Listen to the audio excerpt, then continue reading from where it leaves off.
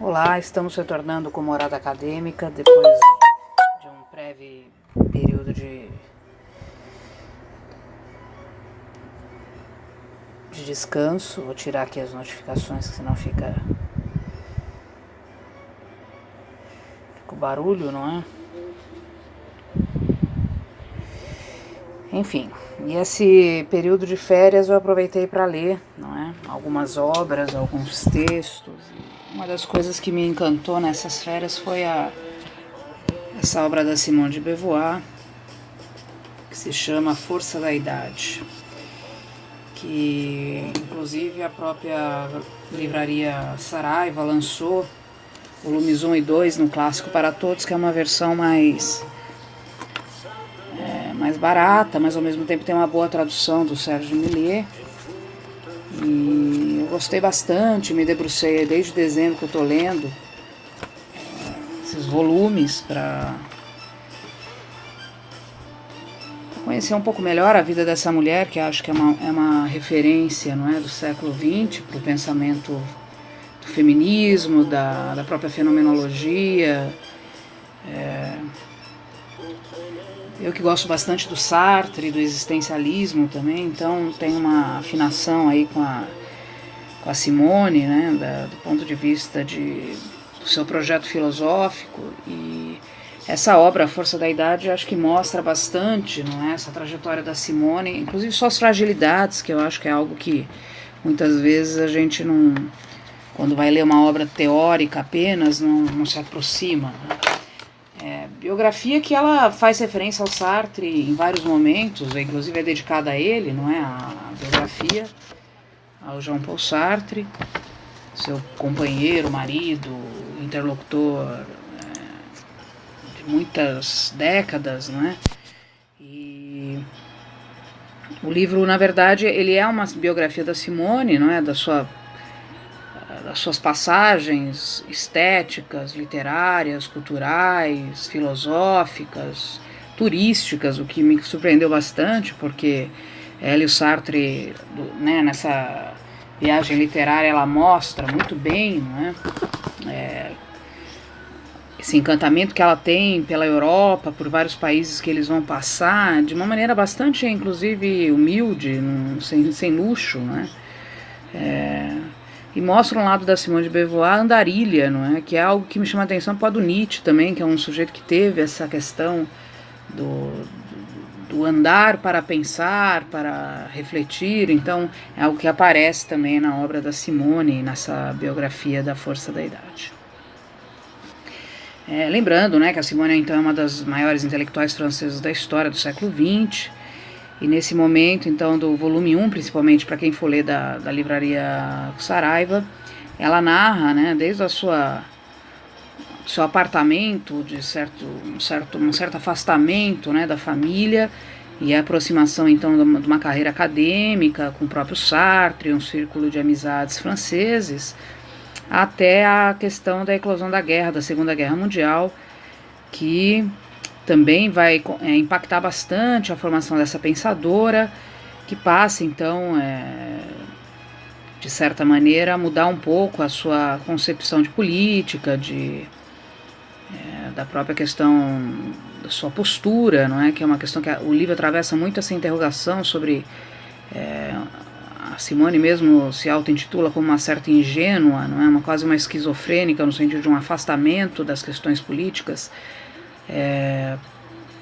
para pensar questões mais ontológicas, eu diria, mas com a Segunda Guerra e a eclosão da Segunda Guerra e toda, de alguma maneira, não é, o conhecimento que ela vai ter com os amigos que acabam também sendo envolvidos com a guerra, alguns vão a campo de batalha, não é, na Espanha, por exemplo. Então, o livro também traz essa agitação, né, esse cenário de agitação frente à Segunda Guerra, e a própria questão do valor da liberdade que fica contestado com a Segunda Guerra e quanto isso incomoda, não é, a própria Simone de Beauvoir, o Sartre e todo esse círculo, né? Então é uma obra que vale a pena a gente se debruçar, não é uma leitura penosa, é uma leitura muito tranquila, então isso também ajuda, não é, porque a gente não fica tomado por questões muito teóricas. Eu nas férias gosto muito de me debruçar sobre livros mais literários. Então eu terminei esse da Simone, agora eu tô lendo O Idiota do Dostoiévski, que é uma obra pesada também, mas é uma obra... Ou o próprio Hamlet, que eu revisitei em dezembro.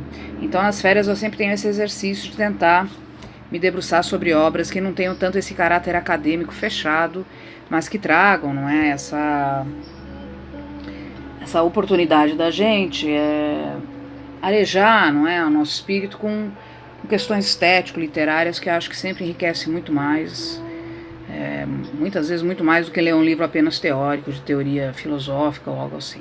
Eu vou ler o prólogo do livro, que são 2 folhas, que eu acho que são interessantes, e depois aí eu vou comentar esses temas e comentários aqui que eu selecionei ao ler o livro da Simone, né? Então ela começa: lancei-me numa aventura imprudente quando comecei a falar de mim. Começa-se e não se acaba mais. Meus 20 primeiros anos, há muito que os desejava contar. Nunca esqueci os apelos que dirigia na adolescência à mulher em que iria me tornar, em corpo e alma. Nada ficaria de mim, nem mesmo uma pitada de cinzas. Roga-lhe que me arrancasse um dia desse vazio em que ela teria me feito mergulhar. Talvez meus livros não tenham sido escritos senão para atender essa antiga prece.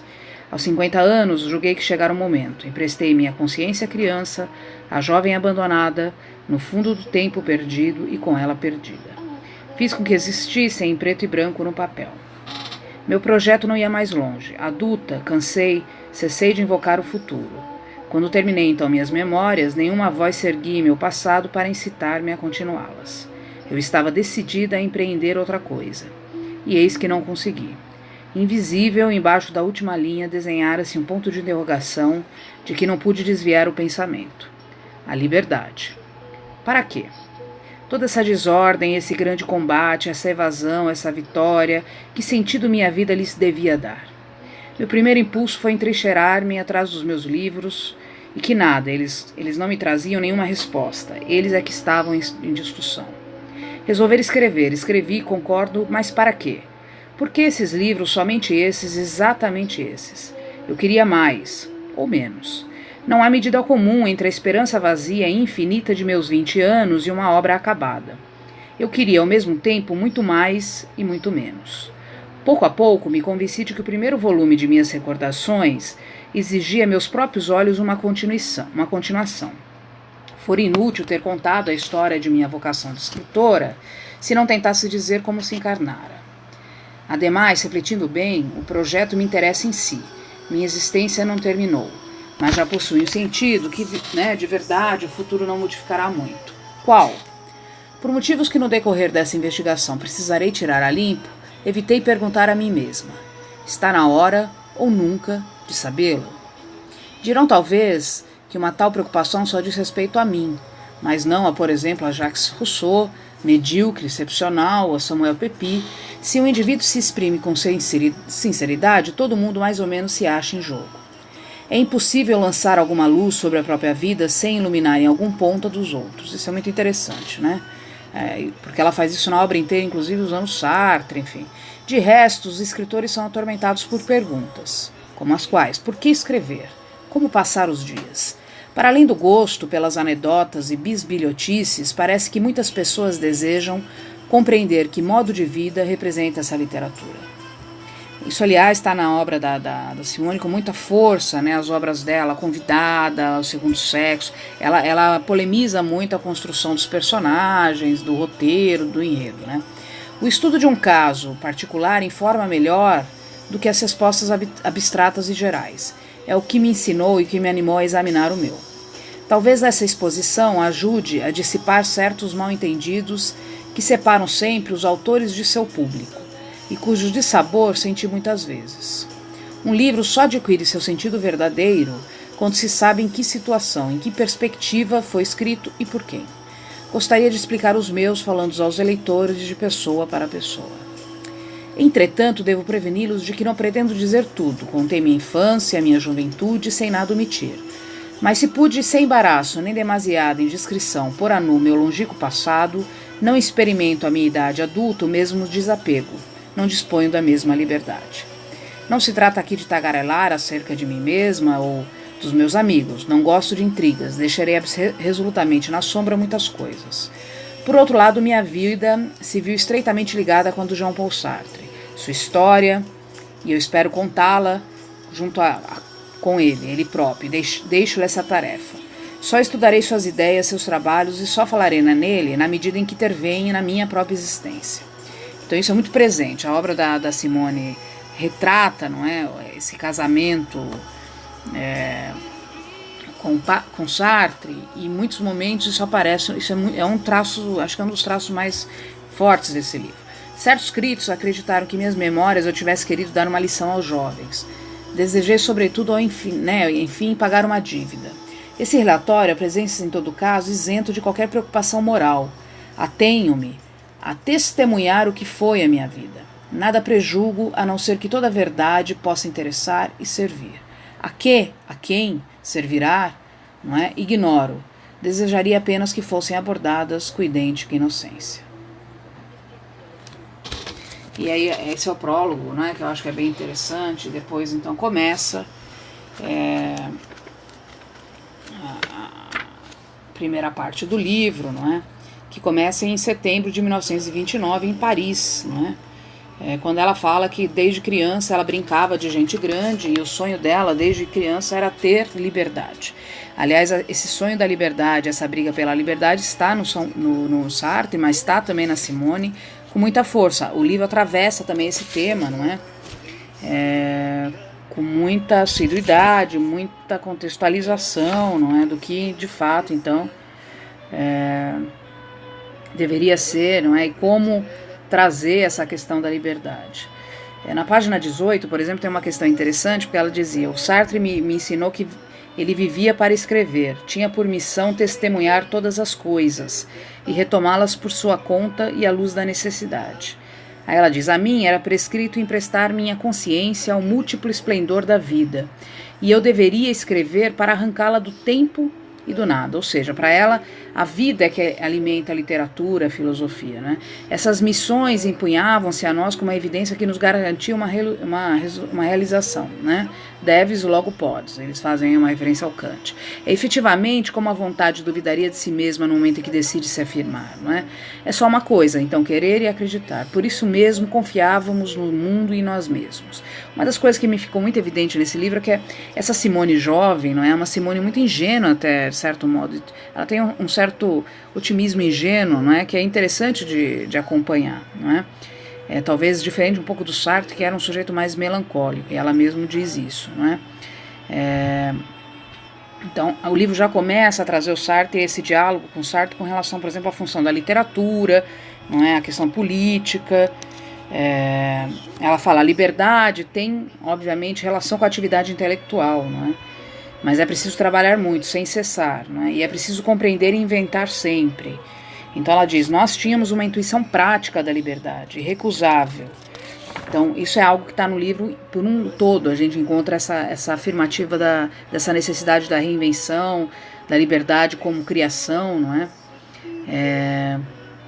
Ela diz: escrever e criar, não é? A gente nunca ousaria fazer isso, essa aventura, se não tivéssemos certeza absoluta de nós mesmos, dos nossos fins, dos nossos meios, essa audácia inseparável das ilusões que a sustentavam, as circunstâncias, não é? Nenhum obstáculo exterior poderia nos forçar a ir de encontro a nós mesmos, ou seja, negar isso, não é? Negar a questão da liberdade, da criação e tudo mais, tá certo? Então o livro já começa com essa questão. É interessante como isso é colocado, e aí isso vai desenvolver no projeto literário e filosófico de ambos, não é? Tanto da Simone quanto do Sartre. Ela fala depois de algumas questões, por exemplo, uma das primeiras críticas mais ferozes, ela diz, é com relação aos valores pequeno-burgueses, lá pela página 25, 26, e aí ela ataca, por exemplo, a questão do Freud e da psicanálise, que ela diz que o Freud era um machista, não é? Que traz uma questão muitas vezes mecanicista ao explicar a questão do papel do próprio feminino e a formação do inconsciente. Então há uma grande questão da Simone, isso está muito presente no Segundo Sexo, aliás, não é? Como ela vai atacando, de certa maneira, essas próprias filosofias e pensamentos que foram formados no seio de uma burguesia que traz valores que têm comprometimentos ideológicos, obviamente, não é? Isso também está logo no início do livro, é interessante de se... Depois tem uma parte que ela começa a comentar o afastamento dela com relação à família. Ao mesmo tempo ela faz, não é, fala da força da figura da mãe, da própria irmã, que depois também se torna pintora. Então ela traz a questão da família nessa ambiguidade, de certa maneira, não é? A questão, uma das coisas bonitas desse livro é essa questão do andarilho, não é, para a filosofia, que também está presente em alguns outros filósofos. Ela diz: eu aprendi que caminhar sozinha na chuva, no vento, numa estrada escura, olhando brilhar ao longe, em meio aos trilhos, luzes, davam-me uma impressão de aventura, de liberdade. E aí ela começa a relatar vários passeios que ela faz sozinha, mesmo com o Sartre, não é? E quilômetros e quilômetros entre, né, os campos franceses, principalmente, inicialmente, depois o mesmo costume com relação, quando ela vai conhecer a Itália, a Grécia, Marrocos, né, esse é um costume que eles têm, dessa questão de explorar as cidades, o turismo do cotidiano, das suas desconhecidas, né? Então é muito, muito gostoso ler essa parte em que ela vai nos contando esses passeios, esse turismo informal, né? Muito interessante. A viagem dela para a Itália é muito interessante, isso já está quase mais para o meio do livro, quase para o final, né? Mas é muito gostoso, dá vontade até de refazer alguns desses, vamos dizer, dessas trajetórias, não é? Aí, na página 46, 47, ela vai, na verdade, contar um pouco a visão que tanto Sartre como ela tinham com relação à arte, não é? E que ela dizia que a arte nada servia se não tivesse, de alguma maneira, sido criada para a vida, enquanto o próprio Sartre achava, não é, que a arte tinha um encargo maior, não é, que era sobre aquilo que talvez faltasse à vida, então uma coisa mais pesada nesse sentido. Então a própria ideia de que há uma diferença entre os dois com relação a esse valor da arte, portanto da literatura e de tudo mais, não é?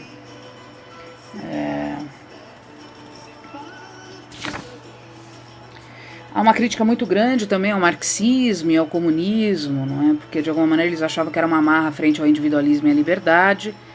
Mas nós vamos vendo que isso não é que se transforme radicalmente, mas o próprio Sartre vai ter, em algum momento, um pouco mais de simpatia a alguns ideais, vamos dizer assim, não é, do próprio comunismo, não é? O livro vai acompanhando a história do início da Segunda Guerra Mundial e uma certa coisa que é interessante para o momento que o mundo vive hoje, no século XXI, de um certo extremismo à direita, não é? De uma política conservadora, uma moral, né, de valores morais sendo recapturados, enfim. E ela vai meio que no início, quase que de uma maneira irônica, blasé, dizendo, isso não vai vingar, não é? Esses valores, esse Hitler, não é? E aí a gente começa a perceber que isso, como essas questões, na verdade, foram se arregimentando e o tamanho que elas vão tomando. Então, para a gente sempre ficar muito atento, não é? Aprender com a história. Na página 56, 57, ela fala do cinema, que é uma coisa que a mim tem muito valor, por conta do meu doutorado. E ela fala que ela descobre o Buñuel e o surrealismo no cinema, com o Cão Andaluz, não é? Ela vai fazer uma grande ode interessante à obra desse cinema espanhol surrealista, não é? O cinema mudo, vai dizer que Sartre gostava muito do cinema mudo, que quando, né, chega a questão do som no cinema, o Sartre fica um pouco até decepcionado, não é? E eles falam dos filmes que fazem uma sátira à burguesia e tudo mais, um dos filmes, inclusive, do Chaplin, não é? E aí tem uma longa parte do livro destinada a essa questão, inclusive, não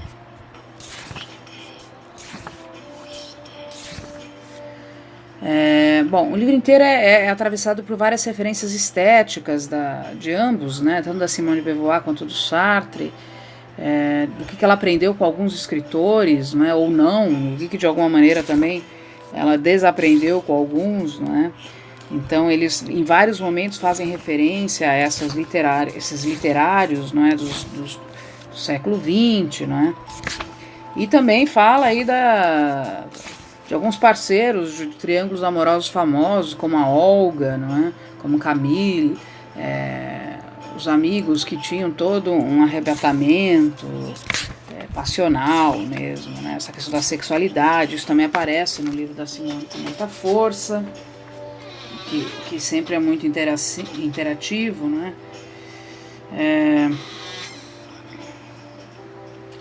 Em alguns momentos ela vai também contestar a questão da necessidade ou não da própria filosofia, não é?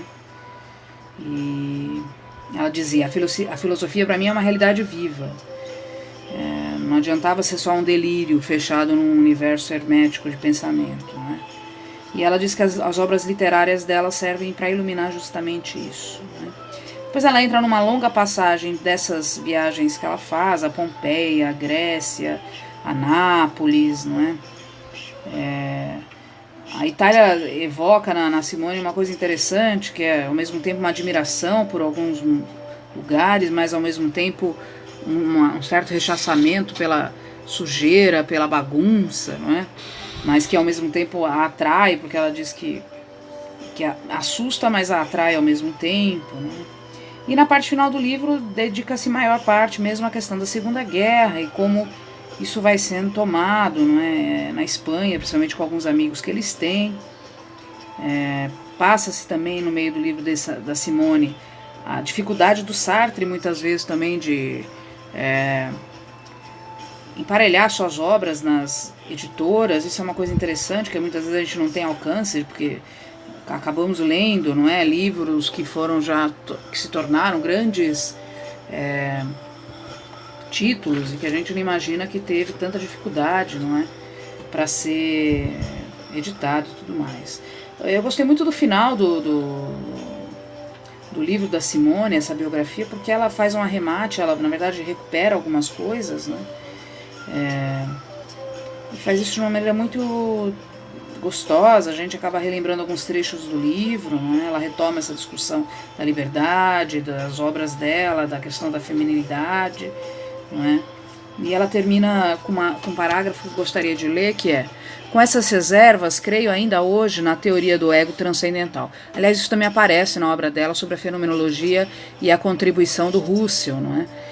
O eu não passa de um objeto provável, e quem diz eu, né, só apreende em uma pequena parte. Outra pessoa pode até ter uma visão mais nítida e justa, mas nós mesmos jamais, não é? Mais uma vez, essa exposição não se apresenta em absoluto como uma explicação. E mesmo se parecer que foi, não é, uma exposição, foi em grande parte porque sei que nunca, e eu achei essa frase genial, né? Eu achei que nunca alguém pode conhecer-se, mas tão somente contar-se, não é? Acho que isso é interessante, quer dizer, essa ideia de que se vendeu por muito tempo, essa ideia de que nós nos conheceríamos, né? A ideia de um autoconhecimento contínuo e completo, e ela diz, para mim isso é impossível. Sobre a autora, né? Simone de Beauvoir nasceu em Paris em 9 de janeiro de 1908, numa típica família burguesa da França, criada de forma tradicional. Na adolescência já começa a rejeitar os seus valores morais e religiosos da família. Forma-se em filosofia na Sorbonne, onde conhece o Sartre em 1928. Quer dizer, o livro começa bem nesse início de relação, tornando sua companheira e a sua maior crítica. Entre 1941 e 1943, Simone lecionou filosofia na mesma universidade, Sorbonne, sendo demitida pelos nazistas. Em 1943, lançou seu primeiro livro, o romance A Convidada. Em 1949, os 2 volumes de O Segundo Sexo. Depois da guerra, junto com Sartre e Merleau-Ponty, fundou a revista Les Temps Modernes, Os Tempos Modernos, que durou 25 anos como uma das maiores arenas de debate político e filosófico. Isso já na Segunda Guerra, então já é uma mudança de postura da própria Simone. Entre romances, ensaios e livros, Simone de Beauvoir lançou mais de 20 obras. Morreu em 1986 em Paris e foi enterrada junto a Sartre. Tem um filme muito interessante que se chama Café de Flore, que é um café que eles se reuniam, né, esses intelectuais franceses, e conta a história da Simone de Beauvoir e o Sartre, e eu deixo para vocês aí como uma indicação. Enfim, uma indicação de leitura, acho que é muito gostosa, também deixo aqui o convite para que vocês realizem, e a gente começa então o ano de 2019 fazendo essa indicação de uma resenha de um livro que eu gostei bastante, e que acho que é um livro que pode nos ajudar a entender melhor esse cenário intelectual do século XX. Tá bom? Um abraço a todos, até a próxima.